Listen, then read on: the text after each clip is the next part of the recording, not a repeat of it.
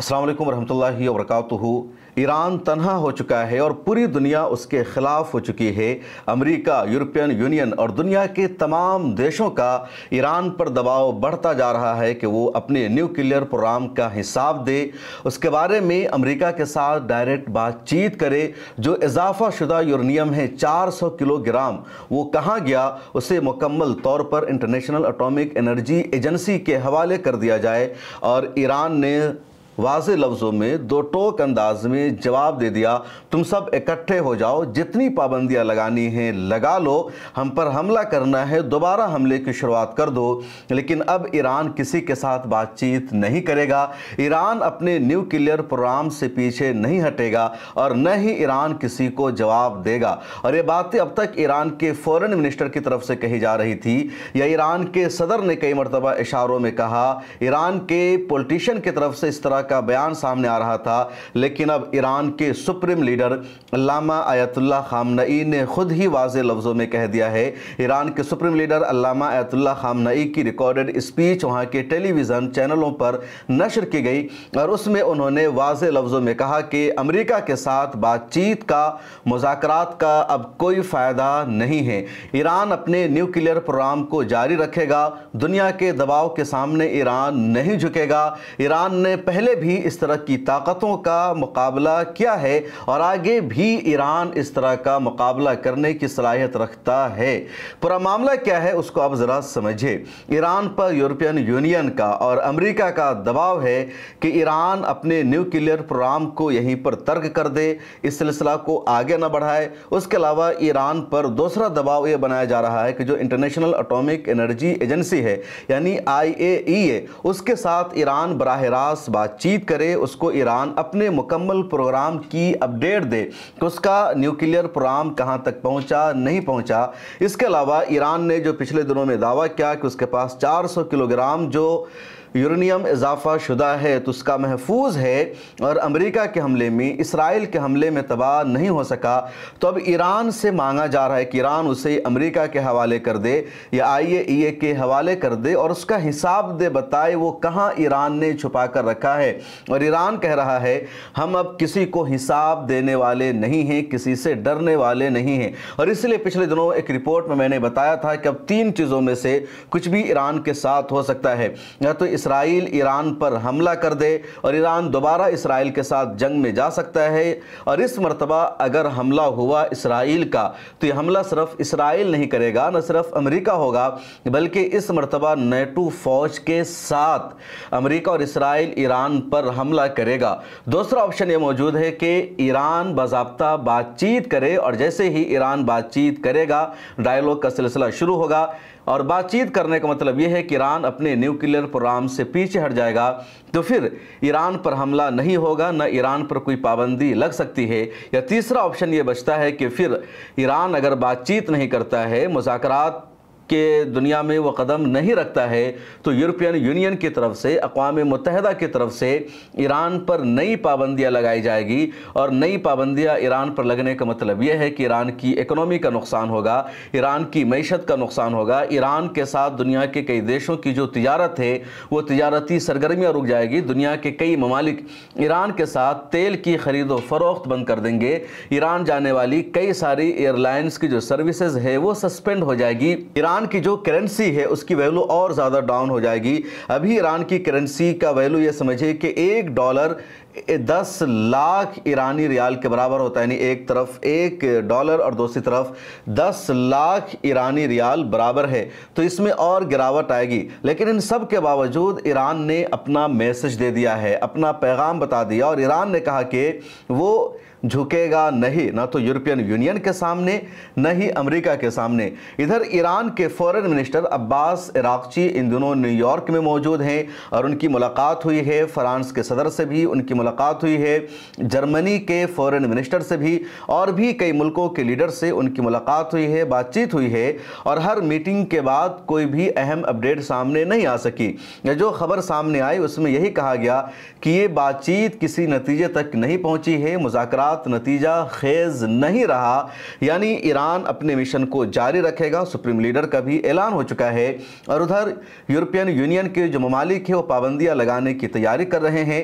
अक़वाम मुत्तहिदा की general assembly में France के सदर मैक्रोन ने खिताब करते हुए कहा कि ईरान को एक मरतबा फिर हम मौका देना चाहते हैं कि वो जल्द अज जल्द इंटरनेशनल एटॉमिक एनर्जी एजेंसी के साथ कोऑपरेशन करे, उसके साथ बातचीत करे, मुज़ाकरात करे और मुकम्मल अपडेट उसे दे। अगर ईरान ने ऐसा नहीं किया तो हम पाबंदियां लगाने पर मजबूर हो जाएंगे। और ये पाबंदियां वही होगी जो साल 2015 से पहले ईरान पर पाबंदियां लगी हुई थी। ईरान ने जब अपने न्यूक्लियर प्रोग्राम को बढ़ाना शुरू किया, ईरान ने कहा कि वो भी एटम बम बनाएगा। हालांकि ये वेस्ट का प्रोपेगेंडा है। ईरान में सुप्रीम लीडर का फतवा यह है कि ईरान के लिए एटमी बम बनाना जायज़ नहीं, कोई भी ऐसा हथियार बनाना जायज़ नहीं जो इंसानियत के लिए ख़तरा हो, जिससे अवामी तबाही होती हो। ईरान हमेशा ये कहता आ रहा है कि उसका जो न्यूक्लियर प्रोग्राम है वो पीस के लिए है, वो सलामती के लिए है, वो दूसरे पुरअमन मकासद के लिए है। ईरान एटम बम नहीं बना रहा है और यही एजेंडा जो ईरान का था उसको तस्लीम किया था वेस्ट ने भी, इंटरनेशनल एजेंसीज़ ने भी। और पिछले दिनों जब इसराइल ने हमला किया तो उससे एक साल पहले तक IAEA की भी इस तरह की कोई रिपोर्ट सामने नहीं आई थी। और ईरान में जो न्यूक्लियर प्लांट से या ईरान में जो न्यूक्लियर तवानाई पाई जाती है तो सिर्फ ईरान के इनकलाब के बाद नहीं हुआ, बल्कि ईरान का जो न्यूक्लियर प्रोग्राम है काफ़ी पुराना है। जब रज़ा शाह पहलवी की ईरान में हुकूमत थी और उन दिनों अमेरिका का निज़ाम चलता था ईरान में, रज़ा शाह पहलवी के अमेरिका के साथ अच्छे रिश्ते थे, अमेरिका का सब कुछ ईरान में चलता था, उसका सिस्टम, उसका निज़ाम। तो उस वक्त से ईरान में न्यूक्लियर प्रोग्राम जारी है। लेकिन जब ईरान में इनकलाब आया और जो नई हुकूमत आई, इस्लामी रियासत कायम हुई, इस्लामी निज़ाम वहाँ नाफिज हुआ, तो अमेरिका के ख़िलाफ़ इस नई हुकूमत का पूरा एजेंडा था, इसराइल के ख़िलाफ़ था। और शुरू से ईरान का ये एजेंडा रहा, यानी इनकलाब के बाद 1979 के बाद के मिडिल ईस्ट में कहीं भी अमेरिकी फ़ौज नहीं होनी चाहिए, बाहर की कोई आर्मी नहीं होनी चाहिए और इसराइल का वजूद नहीं होना चाहिए। इसराइल पूरे मिडिल ईस्ट के लिए ख़तरा है, ये शुरू से ईरान की पॉलिसी रही है। उसके अलावा ईरान ने हमेशा जो रेजिस्टेंस फोर्सेस है उनको सपोर्ट किया है, हमास को हर तरह से सपोर्ट किया है और इज़राइल के ख़िलाफ़ ईरान ने कई सारे रेजिस्टेंस ग्रुप को तैयार किया, जैसे लबनान में हिजबुल्लाह को तैयार किया, यमन में हौसियों को तैयार किया, इराक़ में ग्रुप को तैयार किया, सीरिया में तैयार किया। और ईरान ने हमेशा कहा कि वो इज़राइल को कभी तस्लीम नहीं करेगा। इज़राइल पूरे मिडिल ईस्ट के लिए, उम्मत मुस्लिमा के लिए कैंसर है और जब तक इसराइल मिडिल ईस्ट में रहेगा, मिडिल ईस्ट में खाना जंगी रहेगी, पीस और सलामती पॉसिबल नहीं है। ईरानी इनकलाब के बानी अल्लामा रूहुल्लाह ख़ुमैनी ने बाज़ाब्ता अल-कुदस डे मनाना शुरू किया था, यानी हर रमज़ान का जो जुमअतुल विदा होगा तो कुदस डे दुनिया भर में मनाया जाएगा। और मैसेज यही था कि इज़राइल के ख़िलाफ़ पूरी दुनिया को मुत्तहिद होना है, मस्जिद अक्सा की आज़ादी के लिए, फ़लस्तीन की आज़ादी के लिए, क़िबले अव्वल की आज़ादी के लिए पूरी दुनिया में मुहिम चलनी चाहिए। यही वजह है कि इज़राइल अपना सबसे बड़ा दुश्मन उस पूरे ख़ित्ते में, पूरे इलाक़े में ईरान को मानता है और अमेरिका भी ईरान को अपना दुश्मन मानता है। अभी हाल ही में जब अमेरिकी सदर डोनाल्ड ट्रंप ने अक़वाम मुत्तहिदा की जनरल असम्बली में स्पीच दी तो ट्रंप ने कहा कि मेरा एजेंडा और मकसद है ईरान को काबू में रखना, मेरा एजेंडा था ईरान के तमाम टॉप लीडर्स को मारना, हलाक करना और मुझे उसमें कामयाबी मिली और मैं चाहता हूं कि ईरान मेरे काबू में रहे। लेकिन जिस तरह ट्रंप चाहते हैं उस तरह कभी नहीं हो सका। ट्रंप ने अपने B-2 बमबार से जाकर ईरान पर हमला किया था, दावा किया था न्यूक्लियर साइट्स मुकम्मल तौर पर तबाह हो गए हैं और अब ईरान न्यूक्लियर तवानाई हासिल नहीं कर सकता, एटम बम नहीं बना सकता। लेकिन अमेरिका के हमले के बाद ही ईरान ने वाज़ेह लफ्ज़ों में सबूत पेश करके कहा कि हमारे न्यूक्लियर प्रोग्राम को कुछ भी नुकसान नहीं पहुंचा है, हमारा ये प्रोग्राम जारी रहेगा। कई सारे एक्सपर्ट हैं, तज्ज़िया निगार है या वो लोग जो ईरान जाते रहते हैं, उनका कहना है कि ईरान न्यूक्लियर बम बना चुका है और सिर्फ टेस्ट करना बाकी है और ईरान मौके का इंतज़ार कर रहा है, क्योंकि अभी ईरान ने टेस्ट नहीं نہیں کیا ہے۔ ایران کی طرف سے آفیشیلی یہ ڈیٹا آیا ہوا ہے کہ ایران 60% یورینیم حاصل کر چکا ہے، اور جتنا یورینیم چاہیے بم بنانے کے لیے تو وہ 90% ہوتا ہے، تو یعنی 30% ہی بچا ہوا ہے۔ تو ایران نزدیک پہنچ چکا ہے، لیکن ایران نے آفیشیلی اعلان نہیں کر رکھا ہے، کیونکہ جیسے ہی ایران آفیشیلی اعلان کرے گا اس پر پابندیاں اور زیادہ لگ جائے گی اور زیادہ اس کے اوپر ایکشن شروع ہو جائے گا۔ لیکن جو ایکسپرٹ ہے، جو تجزیہ نگار ہیں، وہ مانتے ہیں کہ ایران نیوکلیئر بم بنا چکا ہے اور ابھی اس نے ٹیسٹ نہیں کیا ہے۔ ادھر اسرائیل بھی نیوکلیئر بم بنا چکا ہے، لیکن اسرائیل نے بھی آفیشیلی اس کا اعتراف نہیں کیا ہے اور نہ ہی اسرائیل اس کا انکار کرتا ہے۔ ایران انکار تو نہیں کرتا، لیکن ایران یہ کہتا ہے کہ وہ ایٹم بم نہیں بنا رہا ہے۔ اب سب سے بڑا مسئلہ یہ ہے کہ ایران کو آخر نیوکلیئر بم بنانے سے روکا کیوں جا رہا ہے؟ امریکہ کے پاس نیوکلیئر بم ہے، بھارت کے پاس بھی ہے، پاکستان کے پاس بھی ہے، فرانس کے پاس بھی ہے، روس کے پاس بھی ہے، چین کے پاس بھی ہے اور اسرائیل کے پاس بھی ہے۔ پھر اگر ایران بنا رہا ہے اور ایران اپنی سیفٹی کے لیے بنا رہا ہے، سلامتی کے لیے بنا رہا ہے، تو دنیا کو پرابلم کیوں ہے؟ دنیا کے پیٹ میں درد کیوں ہے؟ اس بیچ ایک اور معاملہ ہو چکا ہے، اور معاملہ یہ ہے کہ اب ایران کی جو عوام ہے وہ سڑکوں پر اتر کر پروٹیسٹ کر رہی ہے اور مانگ کر رہی ہے کہ ایران اپنے نیوکلیئر بم کا اعلان کر دے۔ حال ہی میں الجزیرہ نے خبر شائع کی جس میں بتایا گیا کہ ایران کے 70 ایم پیز نے، 70 ممبر آف پارلیمنٹ نے وہاں کے نیشنل سیکورٹی کونسل کو خط لکھا اور لیٹر لکھ کر مانگ کی کہ ایران نیوکلیئر بم باضابطہ بنا لے اور دنیا کے سامنے اس کا اعلان کرے۔ ان کے سامنے یہ بھی مسئلہ تھا کہ ہمارے سپریم لیڈر کا فتویٰ ہے کہ ایران کے لیے نیوکلیئر بم بنانا جائز نہیں، تو اس میں تعویل کی گئی، وضاحت کی گئی اور کہا ہمیں نیوکلیئر بم بنانا ہے اپنے دفاع کے لیے، اپنی حفاظت کے لیے، دشمن کے دلوں میں ڈر اور خوف پیدا کرنے کے لیے، نہ کہ ہمیں نیوکلیئر بم کا استعمال کرنا ہے۔ تاریخ میں صرف ایک ملک ہے جس نے نیوکلیئر بم کا استعمال کیا اور وہ ملک امریکہ ہے، اس کے علاوہ کسی بھی ملک نے نیوکلیئر بم کا استعمال نہیں کیا ہے۔ اب ایران پر یورپین یونین کا دباؤ ہے، امریکہ کا دباؤ ہے، لیکن اچھی بات یہ ہے کہ ایران 12 دنوں کی جنگ جھیلنے کے بعد بھی پیچھے نہیں ہٹ رہا ہے، دباؤ میں نہیں آ رہا ہے۔ جب جون میں 12 دنوں کی لڑائی ہوئی تھی، اسرائیل نے اچانک آ کر ایران پر حملہ کر دیا تھا اور آپ سب ان حالات سے واقف ہیں۔ تب امریکہ کو یہ لگ رہا تھا کہ ایران اب سرنڈر کرے گا، بات مان لے گا۔ اسرائیل اور امریکہ کا سب سے بڑا ایجنڈا تھا ایران میں رجیم کو چینج کرنا، وہاں کی عوام کو وہاں کی سرکار کے خلاف بھڑکانا، عوام کو مجبور کرنا کہ جن کے ہاتھوں میں لگام ہے، جن کے ہاتھوں میں حکومت ہے، اقتدار ہے، وہ ہمارے صحیح رہنما نہیں ہیں، رہبر اور محافظ نہیں ہیں۔ کسی اور کو لیڈر چنا جائے، کسی اور کے ہاتھوں میں ستہ سونپ دی جائے، لیکن وہاں کے عوام نے اپنی سرکار کے خلاف سڑکوں پر اترنے کے بجائے ان کی حمایت میں اتر کر پروٹیسٹ کیا، ان کا ساتھ دیا۔ ایران کے کئی لوگوں کا میں نے انٹرویو کیا، یا کئی انڈینز جو اسکالر ہیں، ایران میں رہتے ہیں، جیسے مولانا ضمیر عباس جعفری ہیں یا دوسرے لوگ ہیں، ان سب کا میں نے انٹرویو بھی کیا، ان سب سے میری بات چیت ہوئی تو ان سب نے یہی کہا، امریکہ اور اسرائیل کا ایجنڈا یہی تھا کہ ایران میں رجیم کو چینج کرنا، عوام کو ان کے خلاف ابھارنا، بھڑکانا۔ دیکھیں، ویسٹ جو بنا ہوا ہے نا، ویسٹ کی بنیاد جو ہے وہ یہ ہے کہ استحصال کرنا ہے، یعنی ایک گلوبل ویلیج کا جو آئیڈیا دیا گیا ہے اس کے اندر یہ ہے کہ پوری دنیا کے بادشاہ ہم ہیں اور پوری دنیا کے ریسورسز ہمارے ہیں۔ اگر دنیا کے ریسورسز اگر ہمارے پاس نہیں پہنچتے تو ہم ان کنٹریز پر قبضہ کریں گے، جیسے آیت اللہ خامنہ نے بھی ریسنٹلی کہا، کبھی ڈیموکریسی کے نام پر کریں گے تو کبھی کسی سے مسکرا کے ملیں گے، پھر ان کی حکومتوں کو غارت ان کے ریسورسز کو استعمال کریں گے، کبھی ان سے جنگ کر کے کریں گے، کبھی لیڈرز ریپلیس کر کے کریں گے۔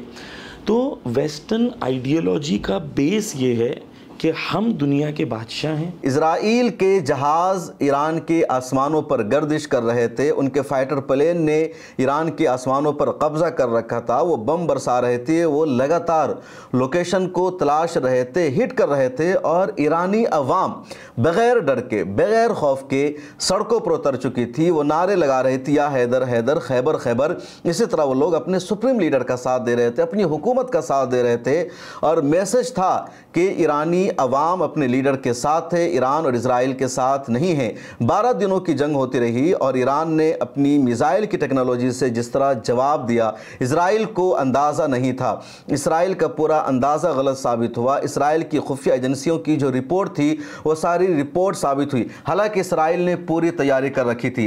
इजराइल ने अपने पहले हमले में ईरान के 20 से ज़्यादा टॉप कमांडर्स को शहीद कर दिया। उसके बाद इजराइल ने जगह जगह मोसाद के जासूसों को फैला रखा था।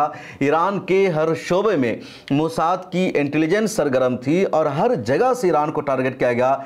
लेकिन सिर्फ 24 घंटे ईरान ने लिए और अगले 24 घंटे के बाद ईरान ने तमाम शहीद होने वालों की जगह पर नए कमांडर को बहाल किया। और जब ईरान ने जवाब देना शुरू किया तो इजराइल को पीछे हटना पड़ा। सीज फायर के लिए, जंगबंदी के लिए इजराइल खुद आगे आता है, अमेरिका को आगे आना पड़ा। और अब एक मरतबा फिर ईरान पर जब दबाव बनाया जा रहा है तो ईरान ने जिस तरह जवाब देना शुरू कर दिया है और ख़ासतौर पर सुप्रीम लीडर की जो स्पीच सामने आ गई है तो उससे यही लग रहा है कि ईरान की जो कुछ कमी थी, कुछ खामी थी, उसको भी ईरान ने दूर कर लिया है। और सबसे बड़ी कमी और खामी ईरान की देखी गई थी कि ईरान की जो एयरफोर्स है वो कमज़ोर है और ईरान के पास एयर डिफेंस सिस्टम मजबूत नहीं है। और ख़बर बीच में लगातार आती रही पाकिस्तान के ज़राए से कि चीन ने अपना मजबूत एयर डिफेंस सिस्टम ईरान को दे दिया है। उसके अलावा रूस ने अपना S-400 दे दिया है और चीन का जो फाइटर प्लेन है J-10 वो ईरान ने ले लिया है। उसके अलावा दूसरे हथियारों को भी ईरान ने हासिल कर लिया है। तुर्किया ने भी ईरान की मदद की है और इसीलिए ईरान दोबारा सीना तान कर खड़ा है, पूरी हिम्मत के साथ खड़ा है और न तो ट्रंप की धमकियों की जद में आ रहा है, न किसी और की धमकियों की जद में आ रहा है। DW जो जर्मनी का मशहूर मीडिया हाउस है, उसने अपनी वेबसाइट पर एक रिपोर्ट में लिखा ईरान के सुप्रीम लीडर के हवाले से कि अल्लामा आयतुल्लाह खामनई ने अपनी रिकॉर्ड शुदा तकरीर में यह कहा कि अमेरिका ने मुज़ाकरात के नताइज का पहले से ऐलान कर दिया है। उसका नतीजा एटमी तवानाई और यूरेनियम की जो अफजूदगी है, जो इजाफा है, उसकी बंदिश है और ये कोई मुज़ाकरात नहीं है बल्कि ये अमेरिका का हुक्म है जो हम पर मुसल्लत किया जा रहा है। सुप्रीम लीडर ने यह भी कहा कि इस्लामी जमहूरियत ईरान यूरेनियम की अफजूदगी तर्क करने के दबाव के सामने नहीं झुकेगा, सरेंडर नहीं करेगा। उन्होंने कहा कि हम हथियार नहीं डाले हैं और न ही आगे कभी डालेंगे। उसके अलावा जो यूरोप के ममालिक है, फ्रांस, जर्मनी, उन सब का कहना है कि ईरान पर जो पाबंदियां लगनी है तो उसकी तारीख में इजाफा किया जा रहा है ताकि ईरान को बात समझ में आ जाए और ईरान न्यूक्लियर प्रोग्राम पर अमेरिका के साथ बातचीत करे। तो मसला साफ है। सुप्रीम लीडर कह रहे हैं कि अमेरिका हमें हुक्म दे रहा है कि हम अपने एटमी तवानाई के प्रोग्राम से पीछे हट जाएं और हम अमेरिका का हुक्म नहीं मानेंगे। मुज़ाकरात में एक ऑप्शन होता है कि कुछ आपकी शर्तें मानी जाएगी, कुछ हमारी शर्तें मानी जाएगी, लेकिन यहाँ डायलॉग के नाम पर अमेरिका हुक्म दे रहा है और हम अमेरिका के हुक्म को नहीं मानने वाले हैं। और अगर आप नज़रें उठाकर देखेंगे तो पूरी दुनिया में अगर सबसे ज़्यादा हिम्मत के साथ, क़ुव्वत के साथ कोई शख्स अमेरिकी सदर डोनाल्ड ट्रंप की आंखों में आंखें डालकर बातें कर रहा है तो ईरान का सुप्रीम लीडर है, जिसे दुनिया अल्लामा आयतुल्लाह खामनई के नाम से जानती है। इंडिया के खिलाफ लगातार ट्रंप ने तबसरा किया, लेकिन इंडिया के प्राइम मिनिस्टर ने बराह रास्त अमेरिकी सदर का नाम लेकर एक मरतबा भी जवाब नहीं दिया है।